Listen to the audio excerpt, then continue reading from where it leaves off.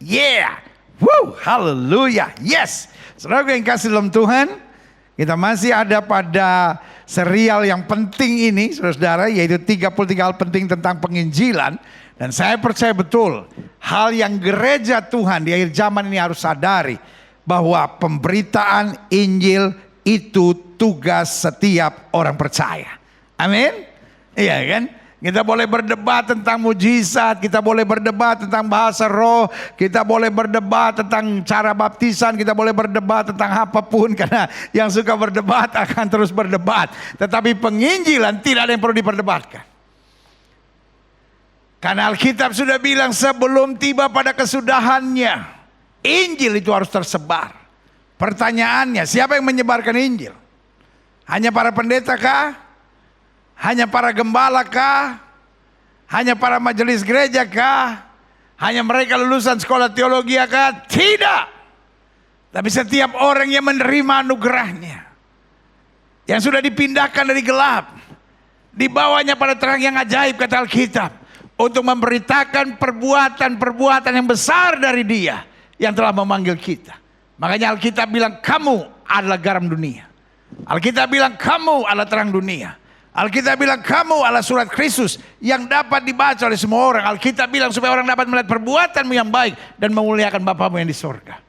Berarti jelas penginjilan adalah tugas dari setiap orang yang sadar bahwa dia dari kegelapan telah dipindahkan pada terang yang ajaib untuk menjadi berkat dan menjadi alat keselamatan buat setiap orang yang masih tersesat. Haleluya. Nah, hari ini kita masuk sudah pada bagian yang ke-28.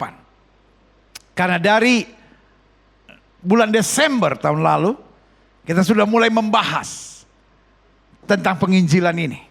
Dan saya harap ini betul-betul membara di hati saudara. Untuk siap terus, dimanapun Tuhan tempatkan. Betul kita belum sempurna, tapi semangat kita untuk menginjil, menjadi berkat, menjadi saksi, membawa damai, itu semakin nyata. Amin. Right. Hari ini kita masuk pada pembahasan ke-28. Pada pembahasan ke-28 ini kita sedang mau membahas tentang tingkatan penginjilan. Apa itu tingkatan penginjilan?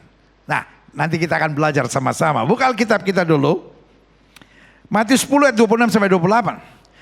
Jadi janganlah kamu takut terhadap mereka, karena tidak ada sesuatu pun yang tertutup yang tidak akan dibuka, dan tidak ada sesuatu pun yang tersembunyi yang tidak akan diketahui.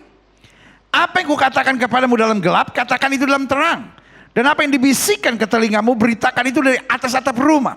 Dan janganlah takut kepada mereka yang dapat membunuh tubuh, tapi yang tidak berkuasa membunuh jiwa. Takutlah terutama kepada Dia yang berkuasa membinasakan baik jiwa maupun tubuh dalam neraka. Jadi Alkitab bilang begini, apa yang telah engkau terima, apa yang telah engkau dengar, jangan kau takut memberitakannya. Kenapa? Engkau takut hanya kepada manusia yang dapat membinasakan tubuh. Tapi takutlah kepada Dia yang berkuasa untuk membuang kita ke neraka. Jadi dengan lain kata, kita yang sudah menerima keselamatan, kita yang sudah menerima terang, kita yang sudah dipindahkan daripada kegelapan, jangan takut. Kita harus mengabarkan. Kenapa? Karena ada orang-orang yang berjalan menuju neraka. Makanya selalu saya bilang, kalau kita Kristen sudah menerima keselamatan lalu tidak mengabarkan Injil, saya sorry pakai istilah ini, saya beri nama engkau orang sadis. Halo? Kalau kita orang Kristen sudah menerima keselamatan tapi tidak memberitakan Injil, saya beri nama engkau orang sadis. Hanya karena kau nggak enak, hanya karena kau khawatir, hanya karena kau takut, hanya karena kau berpikir jangan-jangan nanti begini, kau biarkan orang sedang berjalan menuju neraka. Saya tidak bilang kita harus paksa orang, tapi yang saya bilang kita harus memberitakan. Karena itu yang Alkitab bilang, jangan takut pada manusia yang hanya dapat membinasakan tubuh, tapi ada orang yang akan terlempar ke neraka. Ingat, kalau kita Kristen sudah diselamatkan, sudah mengerti kebenaran, tapi tidak memberitakan Injil, saya beri nama sadis. Selanjutnya, klik Kisah Para Rasul 8 ayat 5 sampai 6. Dan Filipus pergi ke satu kota di Samaria dan memberitakan Mesias kepada orang di situ. Ketika orang banyak itu mendengar pemberitaan Filipus dan melihat tanda-tanda yang diadakannya, Mereka semua dengan bulat hati menerima apa yang diberitakannya itu. Lihat, tugas Filipus apa? Memberitakan kepada orang di situ. As simple as that. Di dalam bagian lain, murid-murid memberitakan dan orang menolak. Murid-murid memberitakan dan mereka ditangkap. Jadi reaksinya boleh beda-beda. Tapi tanggung jawabnya kita tetap sama. Yang setuju sama saya ketik di live chat saudara. Reaksinya berbeda-beda. Tapi tanggung jawab kita tetap sama. Amin. Reaksinya boleh berbeda-beda. Tapi tanggung jawab kitanya tetap sama. Kali ini, dalam cerita ini, Filipus pergi ke satu kota di Samaria. Dan memberitakan Mesias pada orang-orang di situ. Ketika orang banyak itu mendengar pemberitaan Filipus. Dan bukan hanya dengar pemberitaan, tapi melihat tanda-tanda yang diadakannya. Artinya ada mujizat, ada hal-hal dahsyat, ada kasih yang ditunjukkannya. Mereka semua dengan bulat hati menerima apa yang diberitakannya itu. Dan itu bukan hebatnya Filipus. Itu bukan karya dahsyatnya Filipus, tapi itu karya Roh Kudus. Klik. Sengaja saya kasih banyak ayat dulu ya supaya sudah jelas. Lalu berangkatlah Filipus. Adalah seorang Ethiopia, seorang sida-sida, pembesar dan kepala perbendaraan Sri Kandake, ratu negeri Ethiopia yang pergi ke Yerusalem untuk beribadah. Sekarang orang itu sedang dalam perjalanan pulang dan duduk dalam keretanya sambil membaca kitab Nabi Yesaya. Ayat 29. Lalu kata Roh kepada Filipus, pergilah ke situ dan dekatilah kereta itu. Lihat, dalam pekabaran Injil yang sangat dibutuhkan adalah kepekaan. Kadang-kala Tuhan gerakan, doain dia. Kadang-kala Tuhan gerakan, sampaikan firman. Kadang-kala Tuhan gerakan, bantu orang ini. Dan itu cara kerja Roh Kudus membimbing. Lalu kata Roh kepada Filipus, pergilah ke situ dan dekatilah kereta itu. Filipus segera ke situ dan mendengar sida-sida itu sedang membaca kitab Nabi Yesaya. Kata Filipus, mengertikah Tuhan apa yang Tuhan baca itu? Jadi rupanya sida-sida ini sudah beragama tapi belum mengenal Kristus. Jawabnya, bagaimana aku dapat mengerti kalau tidak ada yang membimbing aku? Lalu meminta Filipus naik dan duduk di sampingnya. Bagaimana aku mengerti jika tidak ada yang membimbingnya? Tahukah saudara, ini jeritan banyak orang beragama hari-hari ini. Dia bukan menolak Kristus. Dia hanya belum mengerti. Folks, this is our duty. Ini adalah tugas kita, ini tanggung jawab kita. Sida-sida Ethiopia ini bukan penjina. Sida-sida Ethiopia ini bukan penjahat. Dia seorang yang beribadah. Tapi dia belum mengerti karena tidak ada yang menjelaskannya. Ada banyak orang beragama bukan menolak Kristus. Tapi belum mengerti. It might be God can use you. Dengar baik, tidak selamanya pendeta yang dipakai Tuhan. Kadangkala teman sesama kelas di SMA-nya, sesama kelas di SMP-nya. Kadangkala ibu-ibu sesama latihan senamnya. Kadangkala bapak-bapak sama-sama bisnis. Kadangkala seseorang yang sedang duduk bersama di kendaraan umum bersama. Dan saudaraku yang kasih dalam Tuhan. Tuhan bisa pakai setiap orang. Tuhan bisa pakai siapa saja. Asal kita mau. Kita lihat selanjutnya, klik. Sekarang kita lihat Kisah Rasul 11 ayat 19. Jadi sengaja saya kasih banyak-banyak contoh ya. Supaya saudara lihat bagaimana Roh Kudus bekerja dalam pemberitaan Injil. Kisah Rasul 11 ayat 19. Sementara itu, banyak saudara-saudara telah tersebar karena penganiayaan yang timbul sesudah Stefanus dihukum mati. Tadi kita lihat. Filipus memberitakan Injil. Seluruh kota itu menerima. Tapi Stefanus berbeda. Bukan Stefanus salah, bukan Stefanus berdosa, bukan Stefanus tidak ada kasih, bukan Stefanus caranya salah. Semua langkahnya sudah benar, caranya benar. Tetapi Tuhan bekerja dengan cara yang berbeda. Sementara itu banyak saudara-saudara telah tersebar karena penganiayaan yang timbul sesudah Stefanus dihukum mati. Mereka tersebar sampai ke Fenisia, Siprus, Antioquia. Namun mereka memberitakan Injil kepada orang Yahudi saja.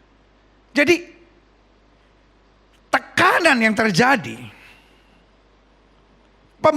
persoalan yang timbul, akibat pemberitaan Injil oleh Stefanus.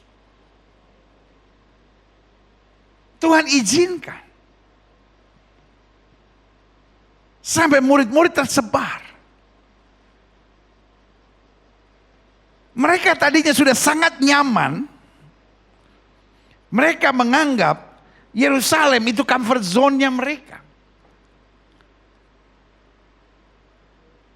Tetapi penganiayaan yang timbul akhirnya membuat mereka mulai pergi, tapi fokusnya masih kepada orang Yahudi saja. Padahal Tuhan mau kita terus jadi berkat di mana-mana.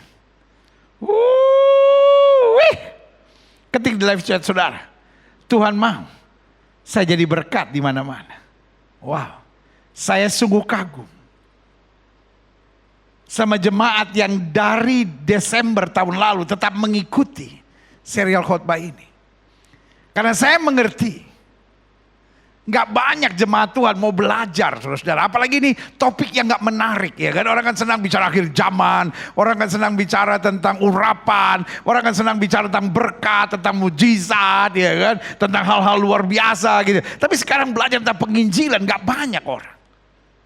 Dan saya ajak saudara menggali betul-betul hal-hal penting tentang penginjilan. Mungkin gereja lain.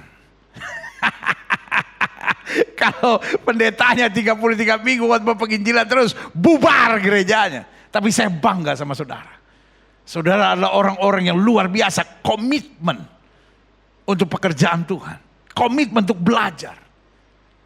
Karena khotbah-khotbah di gereja Bethel Indonesia Global Fellowship Center lebih berisi pengajaran-pengajaran. Dan bukan cuma 1-2 sesi. 33 minggu sekali belajar saudara. Saya percaya. Saya aja kagum lihat saudara. Kadang-kala waktu Tuhan kasih tema buat saya untuk dikupas selama 33 minggu. Saya kadang-kala dalam hati udah ciut gitu. Aduh, kayaknya topiknya kurang menarik nih Tuhan. Ini kayaknya jemaat bubar nih. Tapi saya lihat sudah di masa-masa pandemi tetap semangat. Wow, luar biasa saudara. Saya berharap 17 Agustus kalau tidak ada hal-hal yang mengganggu, kita akan mulai ibadah onsite kita di Tamres Residence ini. Tapi jangan khawatir, ibadah online tetap berjalan. Supaya saudara-saudara yang di luar negeri, saudara-saudara yang di luar kota, saudara-saudara di tempat-tempat jauh, saudara tetap dapat mengikuti firman Tuhan. Saya tetap melayani saudara, I promise you. Masa 2,5 tahun kita bersama-sama, pas udah bebas pandemi, I say goodbye. Kan gak mungkin, ya kan? Ya kan? Nah, yang saya mau jelaskan buat saudara, setiap kita bisa dipakai Tuhan. Ini yang saya mau saudara ketik di live chat saudara. Setiap kita bisa dipakai Tuhan. Ya, setiap kita bisa dipakai Tuhan. Yes, setiap kita bisa dipakai Tuhan. Haleluya ya. Sementara itu banyak saudara-saudara tersebar karena penganiayaan yang timbul saudara Stefanus dihukum mati. Mereka tersebar sampai ke Fenisia, Siprus dan Antioquia. Namun mereka memberitakan Injil pada orang Yahudi saja. Tadi saya jelaskan apa. Reaksinya boleh berbeda-beda. Tapi tugas tanggung jawabnya tetap sama. Kita harus tetap memberitakan Injil. Dan setiap kita bisa dipakai Tuhan. Klik. Selanjutnya. Kita lompat lagi. Rasul 14 ayat 5-7. Maka mulailah orang-orang yang tidak mengenal Allah dan orang-orang Yahudi bersama-sama dengan pemimpin-pemimpin mereka. Menimbulkan satu gerakan untuk menyiksa dan melempari kedua rasul itu dengan batu. Kembali. Tugasnya sama. Rasul-rasul tetap melakukan yang sama, memberitakan Injil. Tapi reaksi kepada Filipus, reaksi kepada Stefanus, dan sekarang reaksinya kembali berbeda. Ayat 6. Setelah rasul-rasul itu mengetahui, menyingkirlah mereka ke kota-kota di Likaonia, yaitu Listra dan Derbe dan daerah sekitarnya. Di situ mereka memberitakan Injil, dan di sini bukan lagi pada orang Yahudi. Jadi lihat, God is ready to do anything to shake the church. Tuhan siap buat apa saja untuk menggoncangkan gereja untuk pergi memberitakan Injil. Why? Because God loves souls. Alkitab bilang bukan kematian orang yang dikendakinya, tapi pertobatannya. God love souls. Tuhan mengasihi jiwa-jiwa. Tidak ada satu orang pun yang Tuhan inginkan berada di neraka. Karena itu Alkitab bilang, karena begitu besar kasih Allah akan dunia ini sehingga telah mengaruniakan anak yang tunggal, supaya barang siapa yang percaya kepada tidak binasa, melainkan beroleh hidup yang kekal. Kristus menjadi kutuk supaya barang siapa yang percaya kepadanya menerima keselamatan yang kekal. Makanya selalu saya bilang, kekristenan bukan agama, tetapi kekristenan adalah jalan keselamatan bagi yang percaya. Setelah mau menghina, setelah mau menolak, silahkan. But that is the only way. Because he come from heaven. Dia berasal dari sorga dan dia satu-satunya yang bisa memberi jaminan. Makanya dia tidak pernah berkata, doakan aku supaya sampai ke sorga. Tapi dia memberi jaminan, barang siapa yang percaya kepadaku, dia akan mengalami keselamatan. Kenapa? Karena Yesus bilang, akulah jalan dan kebenaran dan hidup. Tidak seorang pun sampai kepada Bapa jika tidak melalui aku. Yesus tidak pernah berkata kepada murid-muridnya, doakan aku supaya aku sampai ke sorga. Karena dia berasal dari sorga. Dia bukan dari dunia lalu berjuang masuk sorga. Dia berasal dari sorga. Dia turun dari sorga untuk menyelamatkan manusia, tebus dosa manusia, naik ke sorga, menyediakan tempat, datang kembali, menjemput kita. Barang siapa yang percaya kepada tidak binasa, mereka beroleh hidup yang kekal. Haleluya. Yeah, klik. 1 Timotius 4 ayat 11 sampai 14. Beritakanlah dan ajarkan semuanya ini. Nah, Paulus ngomong sama anak rohaninya sekarang. Beritakan dan ajarkan semuanya itu. Jangan seorang pun menganggap engkau rendah karena engkau muda. Jadilah teladan bagi orang yang percaya. Jadi salah satu pekabaran Injil, yaitu dengan menjadi teladan.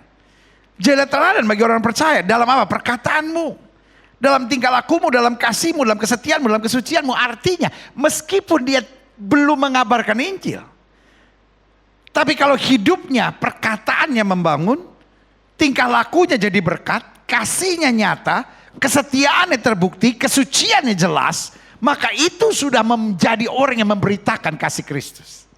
Jelas ya? Makanya ayat 13, Paulus ingatkan kepada Timotius, sementara itu sampai aku datang bertekunlah dalam membaca kitab suci, dalam membangun dan dalam mengajar. Karena otomatis kalau kamu bertekun, buah-buah kamu akan nyata selanjutnya. Jangan lalai dalam mempergunakan karunia yang ada padamu, yang telah diberikan kepadamu oleh nubuat dan dengan penumpangan tangan sidang penatua. Jadi dengan lain kata Paulus bilang sama Timotius, jangan sibukin orang. Atur dirimu benar. Jaga dirimu benar, pastikan dirimu benar. Maka otomatis hidupmu akan jadi berkat buat banyak orang. Klik. Aha. Saya simpulkan begini. Penginjilan bukan bagian dari panggilan buat orang-orang tertentu saja, namun perintah Tuhan buat setiap orang. Saya ulangi sekali lagi ya. Penginjilan bukan bagian dari panggilan untuk orang-orang tertentu saja, namun perintah Tuhan untuk setiap orang. Jadi jangan berpikir, ya hanya orang-orang tertentu yang mendapat panggilan sebagai penginjil. No.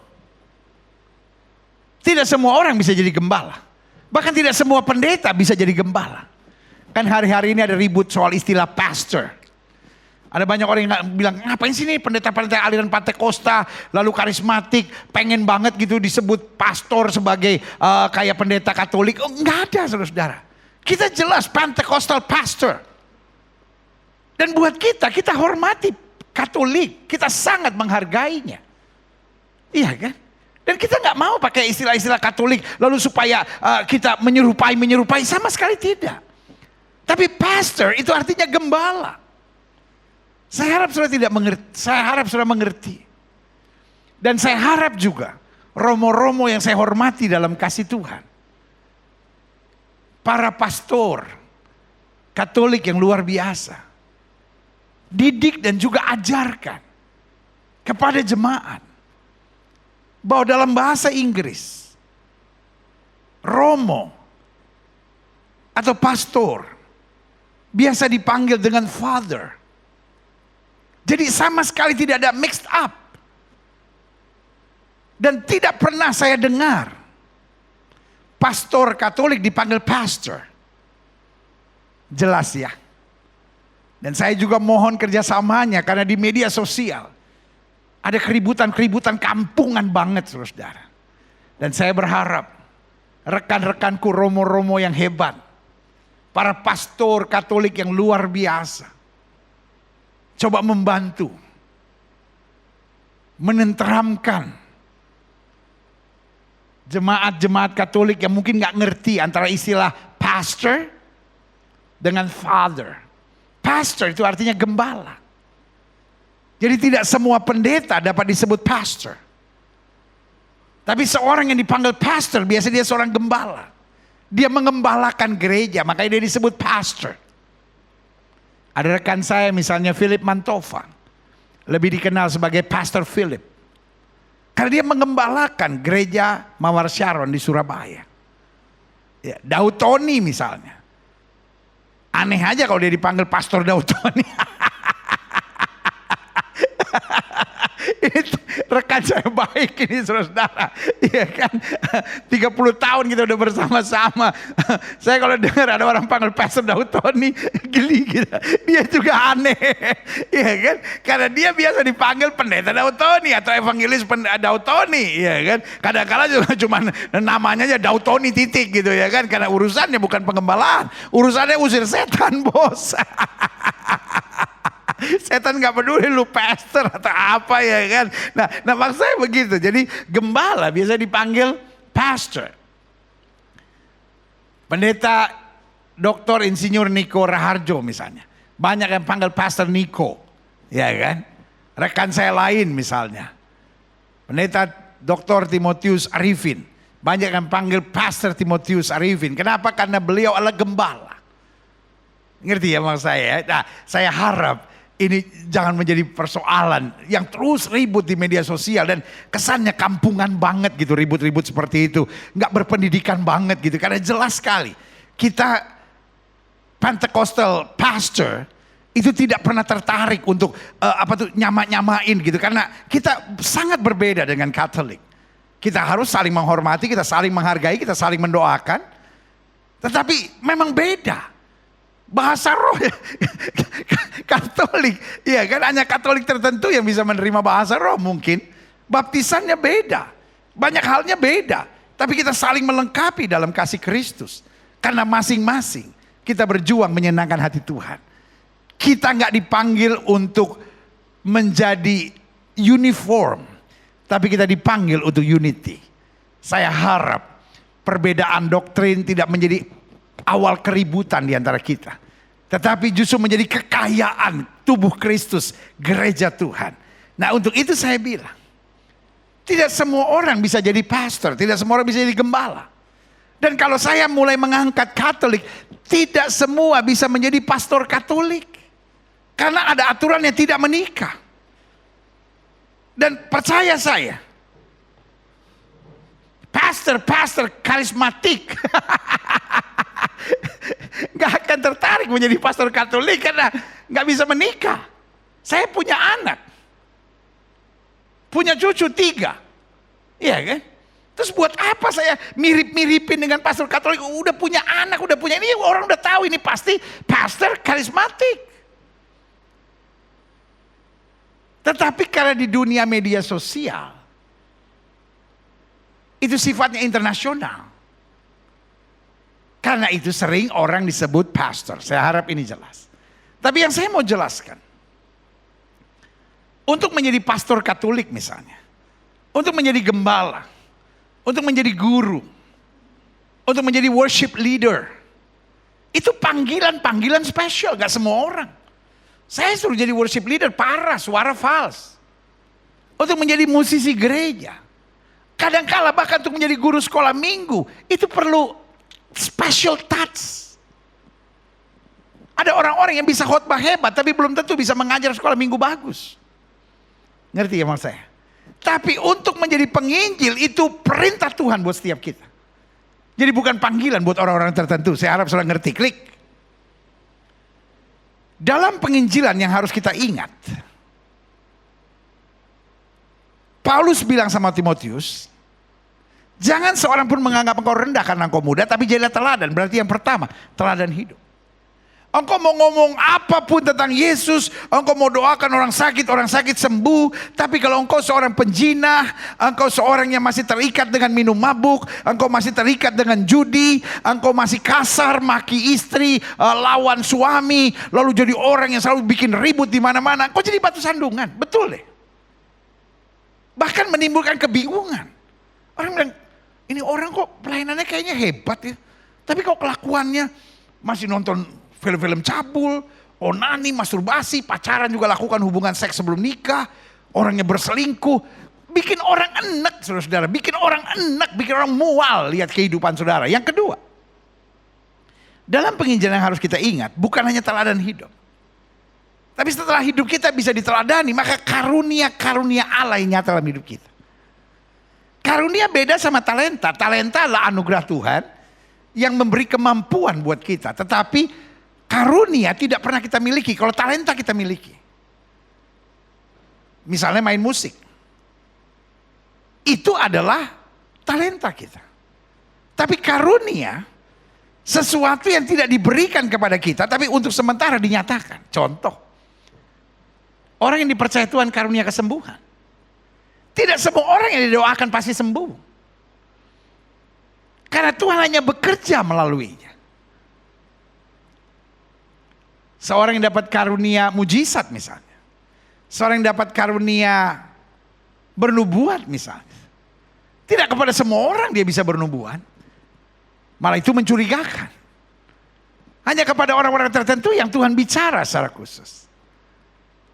Nah, setelah kita hidup yang dapat diteladani, kualitas, integritas yang jelas, maka kita harus minta kata Alkitab.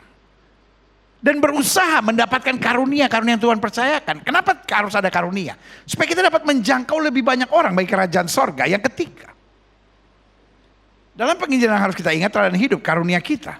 Lalu yang ketiga, waktu menyampaikannya.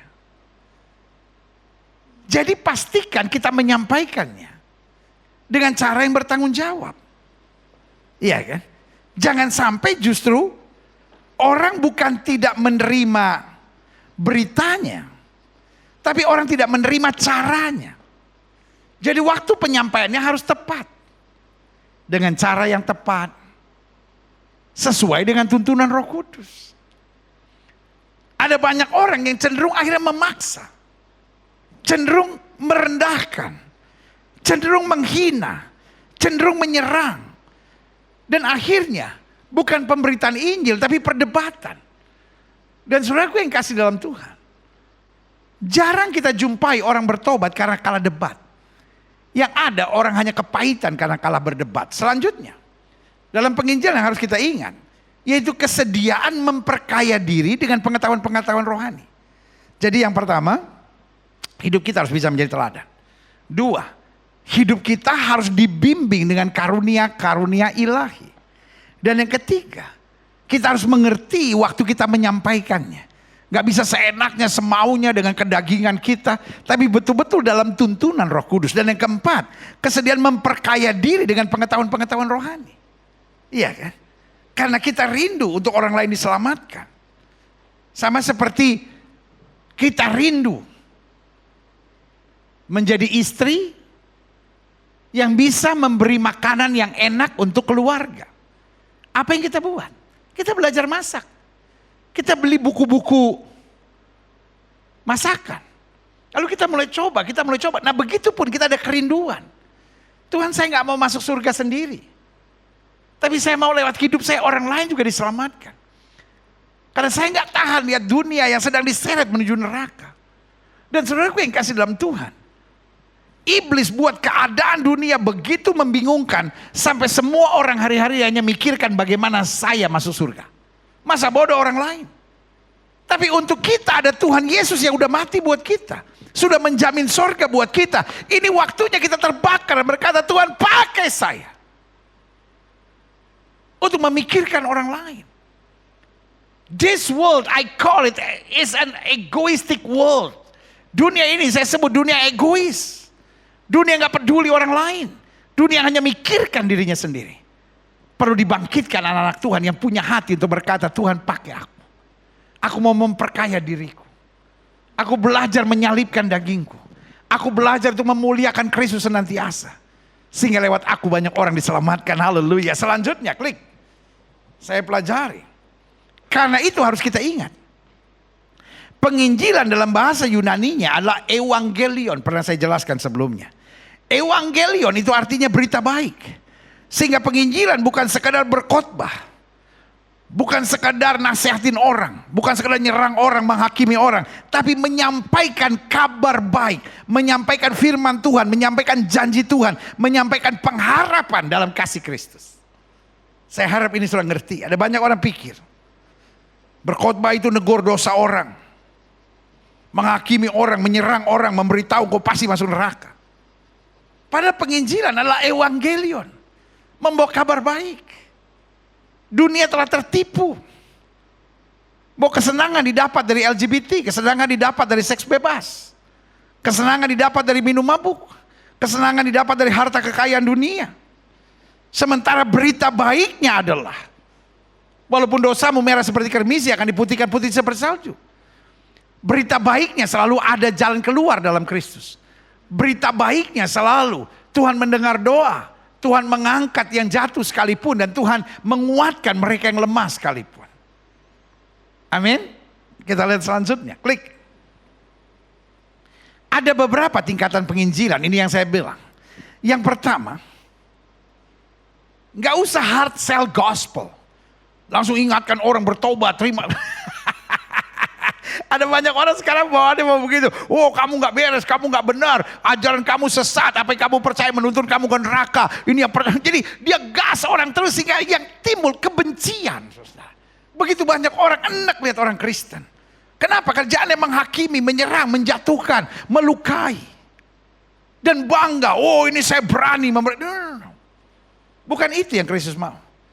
Berapa tingkatan penginjilan? Yang pertama bergaul dengan menanamkan nilai-nilai positif. Kalaupun kita belum bisa mengarahkan dia untuk menerima Yesus sebagai Tuhan dan Juru Selamat, itu gak penting. Tapi yang paling penting menanamkan nilai-nilai kerajaan sorga. Sehingga dia melepaskan diri dari perzinahan, dia melepaskan diri dari kekhawatiran, dia melepaskan diri dari kesombongan, dia melepaskan diri dari keegoisan, melalui teladan kehidupan, melalui pergaulan. Ingat, banyak orang tidak bisa dinasehati oleh pendetanya. Banyak orang tidak bisa dinasehati oleh gurunya. Banyak orang tidak bisa dinasehati oleh orang tuanya. Tapi banyak orang justru bisa mengikuti segala petunjuk yang disampaikan oleh sahabatnya. Makanya Yesus bilang apa? Aku mengutus kamu seperti anak domba ke tengah serigala. Yesus tidak bilang aku mengutus kamu berdiri di atas bukit mengkhotbahkan semua orang. No, aku mengutus kamu seperti anak domba ke tengah serigala. Artinya dunia ini keras. Paham-paham dunia ini kacau. Tapi kita harus masuk dan tidak jadi sama dengan dunia, tapi justru mempengaruhi dunia baik kerajaannya. Makanya Alkitab bilang apa?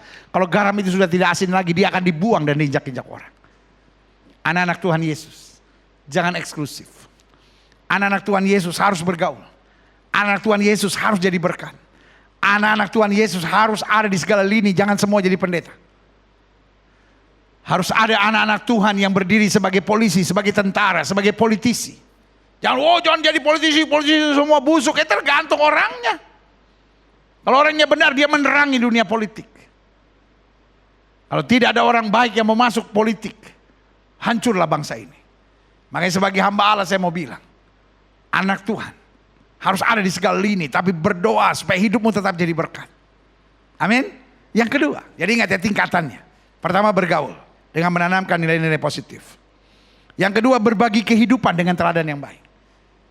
Setelah kita bisa bergaul dan menanamkan nilai-nilai positif, orang akan lihat hidup kita. Pastikan kita berbagi kehidupan dengan teladan yang baik. Kita gak usah bilang sama orang, kalau ada orang ngomongin lu mesti ampunin. Tapi ketika kita sendiri diomongin, mana tuh orang, gue robek. Iya kan? Tapi orang lihat kita. Kita difitnah orang, kita diserang orang, kita tetap memberkati, kita tetap mendoakan. Bahkan ketika orang yang nyerang kita susah, kita bantu. Orang bilang, wah, dia punya sesuatu yang saya nggak punya. Dan sesuatu yang kita punya adalah kasih Kristus. Sesuatu yang kita punya adalah urapan Allah.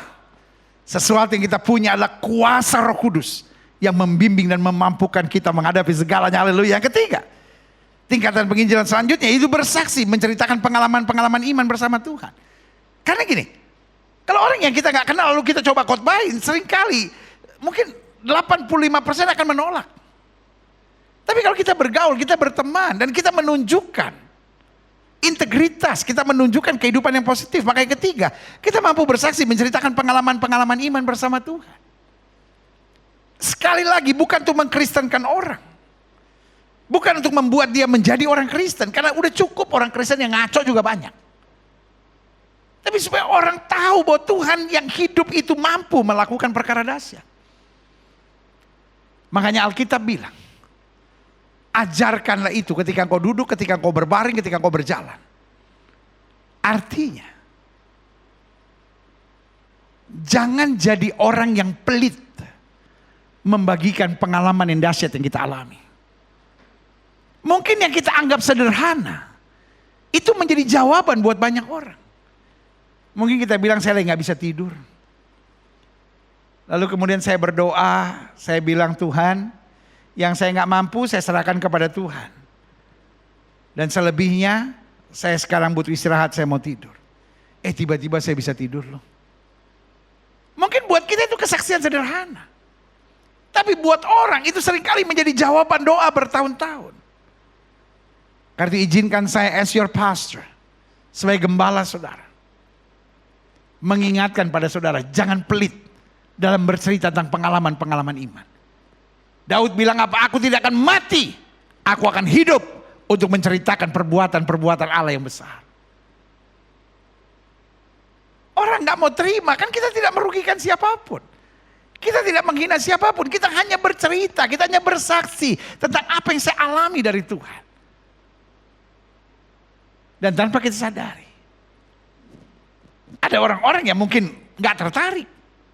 Tapi kadangkala ada banyak orang juga yang sebetulnya sedang menantikan jawaban itu. Haleluya. Selanjutnya, apa tingkatan penginjilan? Jadi pertama ingat ya, bergaul dulu. Anak Tuhan bergaul dulu. Tanamkan nilai-nilai positif. Kalau garam itu sudah tidak asin lagi, dia dibuang dan injak-injak orang. Kalau kita anak Tuhan sudah gak bisa menanamkan nilai-nilai positif, kita sudah sama seperti dunia. Dunia akan merendahkan kita, enak lihat kita. Yang kedua, berbagi kehidupan dengan teladan yang baik. Jangan seorang pun menganggap engkau rendah karena engkau muda, tapi jadi teladan. Yang ketiga, bersaksi, menceritakan pengalaman-pengalaman iman bersama Tuhan. Karena sida-sida Ethiopia itu memang sudah beragama, tapi belum ada yang menjelaskan. Tapi ketika Filipus pernah mengalami pengalaman iman bersama Tuhan, itu yang membuat sida-sida itu akhirnya menyerahkan diri dan mau bertobat dan mau dibaptis. Dan yang keempat, menyatakan kasih. Menyatakan kepedulian, bantuan, bukan hanya materi, namun juga segala sesuatu. Bisa sifatnya materi, bisa sifatnya non material. Artinya dimanapun kita ada, kita pegang firman Tuhan, terlebih berkat memberi daripada menerima. Kita memang bukan dinas sosial. Tapi kalau ada yang bisa kita bantu, mungkin bantu dengan tenaga. Dan kadang-kala bantu dengan uang, bantu dengan fasilitas, bantu dengan apa yang kita punya. Itu adalah panggilan mutlak. Jangan pikir, oh nanti saya dimanfaatkan orang. Lu biarkan saja. Yang penting kita jadi berkat. Saya selalu bilang gini, mendingan saya dimanfaatkan orang daripada saya memanfaatkan orang. Karena kalau saya dimanfaatkan orang, Tuhan yang akan berkati saya. Kalau saya dijahatin orang, saya dicurangin orang, Tuhan yang bela saya. Tapi kalau saya yang memanfaatkan orang, saya yang mencurangi orang, saya menjahatkan orang, maka Tuhan yang akan berhadapan dengan saya. Anak Tuhan jangan pelit ya. Anak Tuhan jangan hitung-hitungan.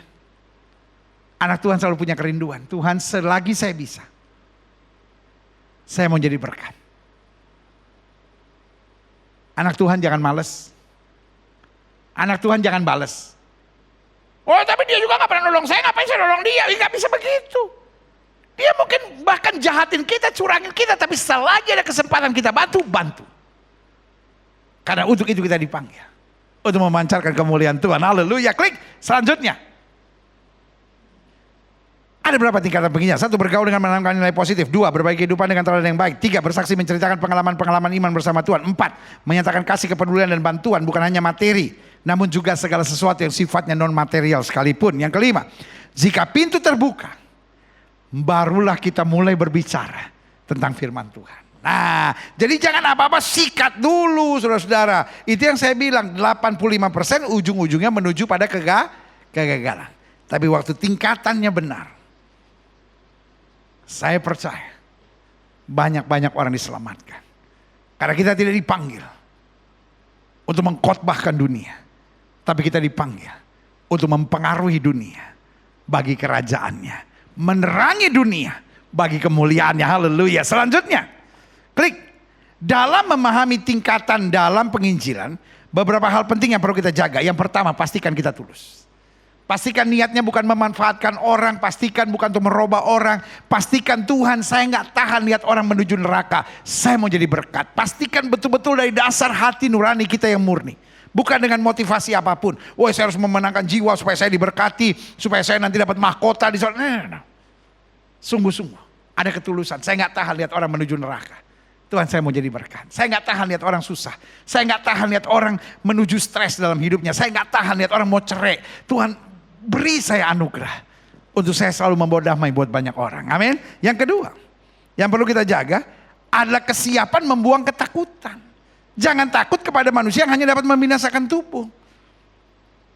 Betul Filipus memberitakan, lalu orang diselamatkan. Stefanus dirajam batu. Murid-murid yang lain terjadi kerusuhan. Intinya jangan ada ketakutan. Karena dalam hidup saya selalu bilang ini. Kalau niat kita baik, kita bisa saja dijahatin, dicurangin orang, tapi berkat Tuhan selalu luar biasa. Bukan berarti kalau kita baik, orang pasti baik sama kita, enggak juga. Dulu saya belajar dari oma-oma saya gitu. Kalau kamu baik sama orang, orang pasti berbuat baik sama kamu. Tapi kenyataannya enggak tuh. Kadang-kadang saya buat baik sama orang, orang tusuk saya dari belakang. Kadang-kadang kita buat baik sama orang, malah diinjek-injek sama orang. Kadang-kadang kita buat baik sama orang, malah difitnah gak karu-karuan. Tapi ini yang saya mau bilang, kalau kita buat baik sama orang, niat kita baik. Bisa saja kita dijahati, bisa saja kita dicurangi. Tapi Tuhan tetap mencurahkan berkat yang luar biasa. Haleluya. Yang ketiga, dalam memahami tingkatan dalam penginjilan, beberapa hal penting yang perlu kita jaga, yaitu percaya dan siapkan diri untuk mujizat dan kuasa Allah. Give room for the power of God. Kasih kesempatan. Kita percaya. It's not because of my own strength. Bukan karena kekuatan saya sendiri. Tugas kita hanya taat. Tugas kita hanya setia. Tugas kita hanya jaga hati. Tugas kita hanya mempraktekkan dan melakukan apa yang Tuhan perintahkan. Selebihnya kuasa dan mujizat Tuhan yang akan terjadi. Yang terakhir, saya undang pemain musik maju ke depan. Dalam memahami tingkatan dalam penginjilan, berapa hal penting yang perlu kita jaga. 1. Ketulusan. 2. Kesiapan membuang ketakutan. 3. Percaya dan siapkan diri untuk mujizat dan kuasa Allah. Dan yang keempat, hidup dalam kepekaan roh. Karena ingat, penginjilan bukan ide kita. Berarti saya tidak bisa temukan metode yang terbaik untuk penginjilan. Tapi penginjilan adalah ide Allah. Biarkan rohnya yang akan membimbing kita dan mengarahkan kita pada jalan-jalan yang luar biasa. Kita tidak dipanggil untuk menjadi orang-orang sukses yang memenangkan jiwa sebanyak-banyaknya. Tapi kita dipanggil untuk menjadi orang-orang yang taat, yang mau dipakainya bagi kerajaannya, untuk perluasan kerajaannya di muka bumi. Aku punya Tuhan yang besar. Haleluya. Aku punya Tuhan yang besar, yang tak berjanji dan sanggup menggenapi imanku bersemangat percaya kuasanya. Ku terima sekarang kemenangan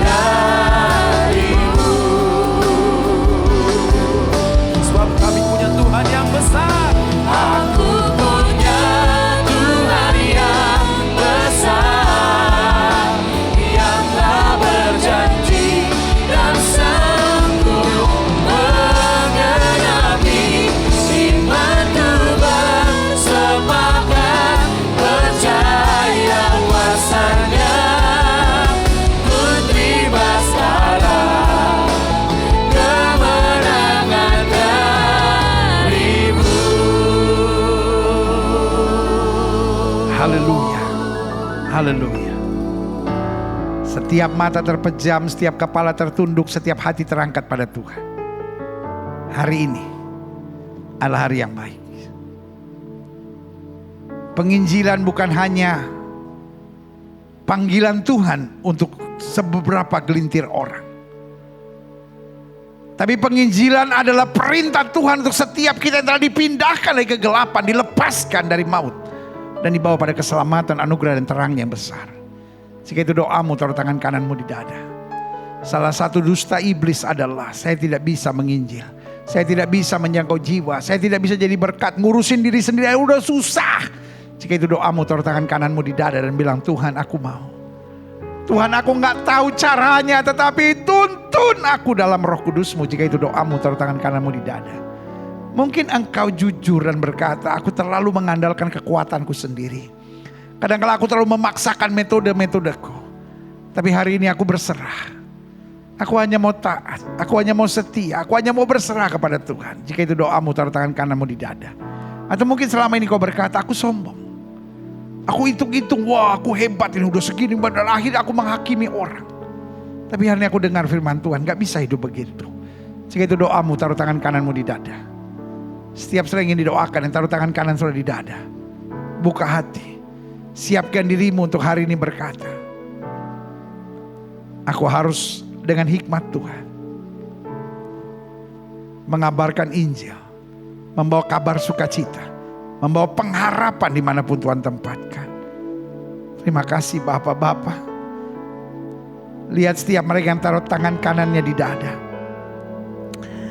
Di hari yang dahsyat dan luar biasa ini kami belajar tentang tingkatan penginjilan. Kadang-kala kami sibuk untuk mengkhotbahkan orang, menghakimi orang, menyerang orang, menyatakan kesalahan orang, membongkar dosa orang. Tapi kami lupa bergaul.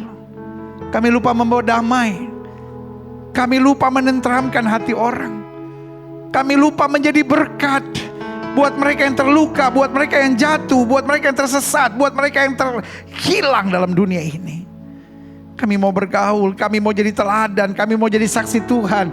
Kami mau selalu menanamkan nilai-nilai kerajaan Allah dimanapun kami berada. Ampuni kami kalau kami justru bikin enek orang tentang Kristus yang seringkali kami bawa dengan cara yang keliru dan salah. Ampuni kami, sadarkan kami. Kami mau jadi berkat, kami mau jadi saksi, kami mau jadi alat dalam tangan-Mu. Karena dunia penuh dengan orang-orang bingung yang sedang menuju pada ketidakpastian. Sementara kami punya kepastian keselamatan dalam Kristus, ya Kristus. Mampukan kami hidup dalam terang-Mu. Terima kasih Bapa, terima kasih.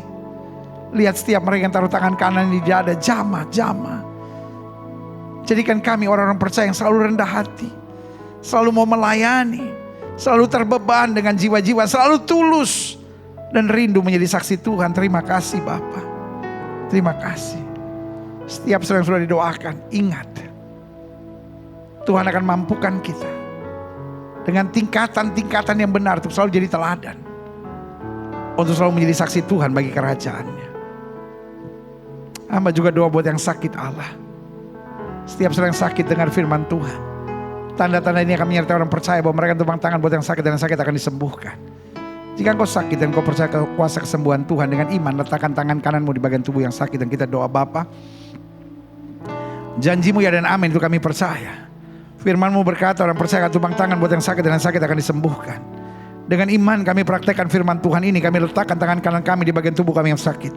Kami tolak sakit penyakit, kami tolak kelemahan tubuh, kami tolak campur tangan kegelapan. Kami patahkan kuasanya di dalam nama Yesus. Hai setan sakit penyakit, kau tidak punya kuasa atas tubuh orang percaya. Karena tubuh kami telah dibeli dengan harga mahal, itu darah Yesus. Oleh darah yang tercurah tubuh kami adalah bait Roh Kudus, bukan tempat penyakit. Kami perintahkan keluar dalam nama Yesus. Segala virus, bakteri, kuman, infeksi, segala kutuk-kutuk penyakit, serangan-serangan kegelapan, kami perintahkan keluar dalam nama Yesus. Kuasa kesembuhan, berkat, mujizat mulai terjadi. Karena kami percaya Yesus kami tidak berubah dulu, kemarin, hari ini, dan sampai selama-lamanya. Dengan iman kami nyatakan, oleh bilur-bilur Kristus kami yang percaya sudah dijamah dan disembuhkan Tuhan dengan kuasa-Mu yang luar biasa. Kami imani, kami imani, kami imani kuasa kesembuhan-Mu ya dan amin. Setiap saudara yang sudah doakan untuk kesembuhan, tanamkan dalam rohmu, kau sembuh oleh bilur Yesus. Jangan bimbang. Karena Alkitab berkata sesuai dengan imanmu jadi padamu. Dan sekayu salib Yesus berkata sudah selesai. Semua harga dosa, harga penyakit, harga penderitaan sudah diselesaikan Yesus dan sekayu salib. Tinggal kita imani, kita tahu baginya tidak ada perkara yang mustahil. Silakan turunkan tangan, Tuhan berkati. Bapa, hamba mengasihi jemaatmu satu persatu. Apa yang Tuhan taruh di hati hamba sudah hamba sampaikan bagi umatmu. Hamba doa firman termeterai. Apa saja yang mereka kerjakan dibuat Tuhan berhasil. Mereka gak turun tapi naik. Mereka gak jadi ekor, mereka jadi kepala. Hari-hari yang penuh mujizat menjadi bagian hidup mereka. Masa muda mereka dahsyat. Keluarga mereka diberkati Tuhan sehingga setiap mereka dapat berkata, keluargaku adalah sorgaku dan rumahku adalah istanaku. Terima kasih Bapa. Terima kasih bangsa negara kami Indonesia, selamatkan ya Allah, damai sejahtera atas Indonesia. Umat mayoritas di bangsa ini Tuhan tuntun, Tuhan sertai, Tuhan bawa pada pengalaman-pengalaman yang dahsyat, bahkan keselamatan yang sempurna. Bapak Presiden, Wakil Presiden, para menteri, pejabat di pusat dan di daerah, para wali kota, para bupati, para gubernur, polisi, tentara, Kapolri, Panglima TNI, BNPT, BNPB, BPK, KPK, bahkan pengadilan, pengacara, hakim, jaksa, Mahkamah Agung. Ya Tuhan, belas kasihanlah. DPD, DPRD tingkat 2, DPRD tingkat 1, DPR RI, semua dalam perlindungan Tuhan yang sempurna. Sesuai dengan Roma 13 ayat 1-2. Kami harus taati pemerintah, kami harus mendukung pemerintah, kami harus mendoakan pemerintah. Karena itu pemimpin-pemimpin kami, bahkan pemimpin-pemimpin lembaga tinggi, lembaga tertinggi negara, Tuhan belas kasihanlah. Jauhkan dari malapetaka, mara bahaya, niat orang jahat. Jauhkan dari roh rakus, roh serakah, roh korupsi. Dari dukun, paranormal, penasihat-penasihat spiritual. Dihalaukan dalam kehidupannya. Beri hati yang takut akan Tuhan. Beri damai sejahtera. Beri hikmat dan akal budi. Jauhkan pemimpin-pemimpin kami dari politisi-politisi yang memainkan politik adu domba, politik divide et impera, politik-politik kebencian, balas membalas di dalam nama Yesus, dihalaukan dari bangsa ini. Radikal, baik dari radikal Kristen maupun non-Kristen, dihalaukan dari bangsa ini.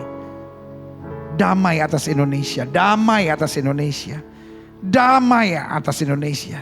Tidak ada tempat untuk radikal dan kekerasan di bangsa ini.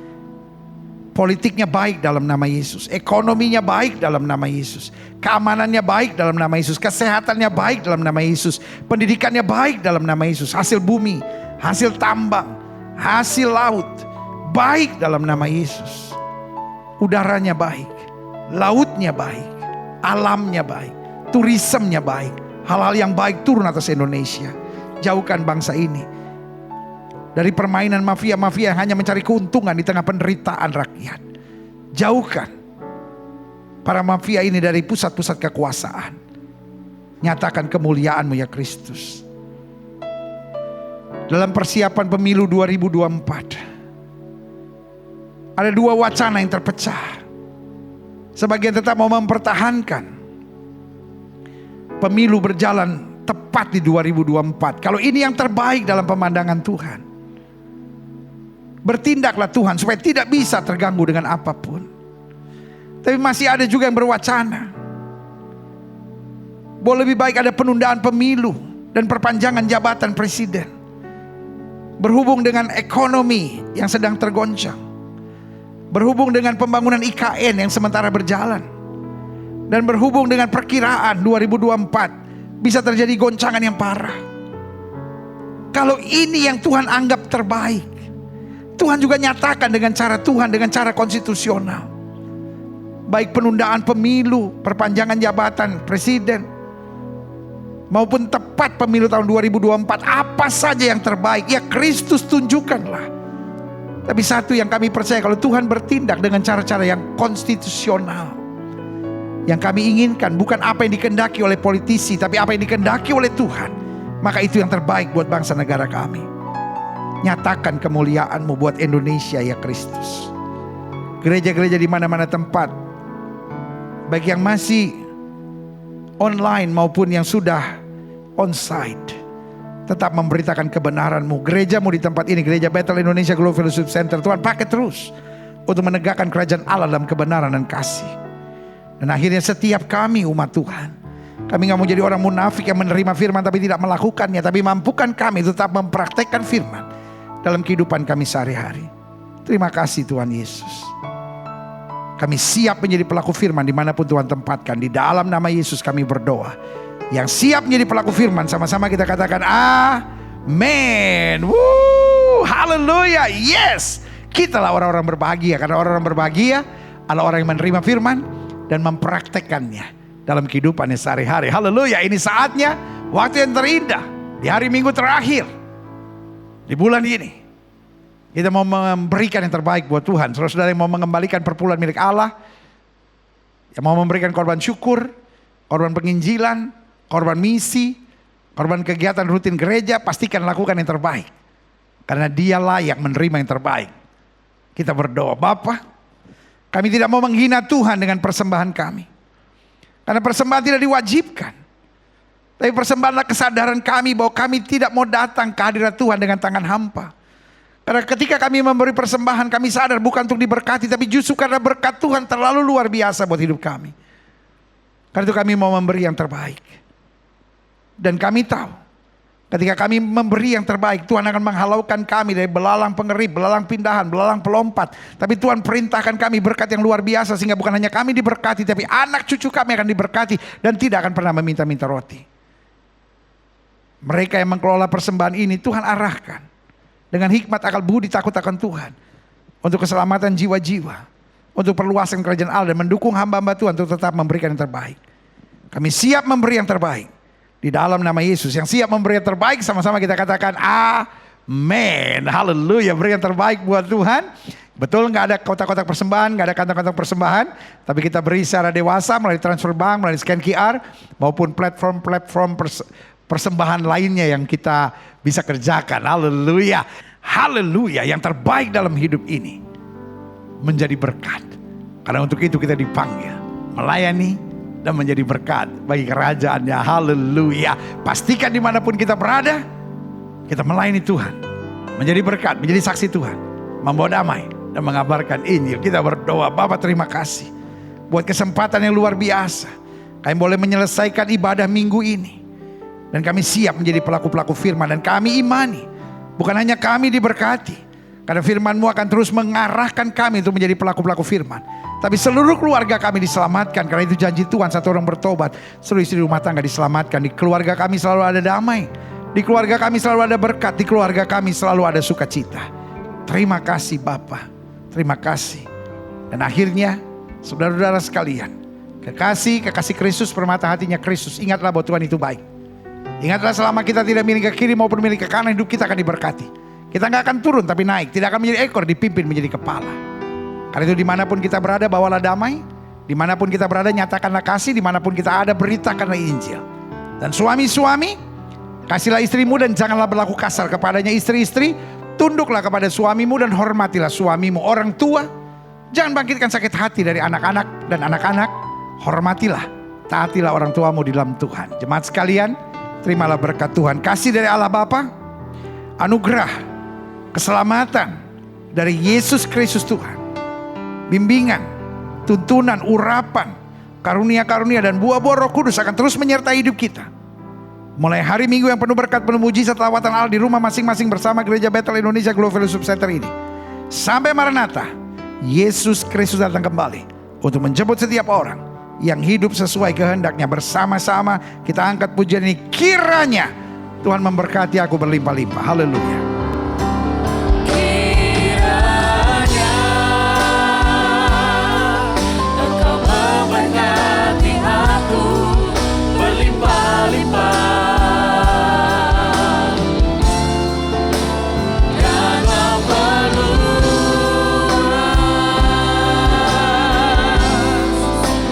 daerahku.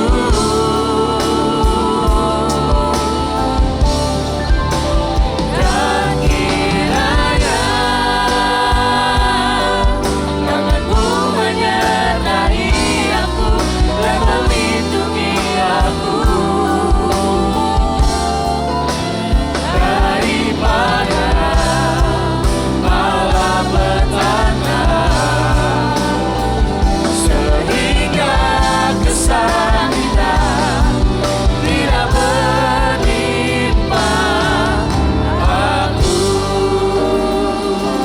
haleluya, haleluya. Bersama-sama kita katakan amin. Haleluya, berikan tepuk tangan yang meriah buat Tuhan. Haleluya, haleluya, haleluya. Wow, ibadah yang luar biasa hari ini telah selesai. Dan pastikan terbakar cinta Tuhan dalam hidup kita untuk terus mengabarkan Injil, untuk kita mengerti tingkatan-tingkatan, kita praktekkan sehingga lewat hidup kita banyak orang diselamatkan. Saya Gilbert Lumoindong sebagai gembala dari Gereja Bethel Indonesia Glow Fellowship Center bersama dengan pemuji-pemuji yang luar biasa dan imam-imam musik yang telah memberkati kita, mengingatkan buat saudara sekalian, sekali Yesus tetap Yesus, pastikan hidup kita jadi berkat dimanapun, tetap kuat dalam iman karena di dalam Yesus kita lebih daripada orang-orang yang menang. Tuhan Yesus berkati, shalom, sampai minggu depan, haleluya.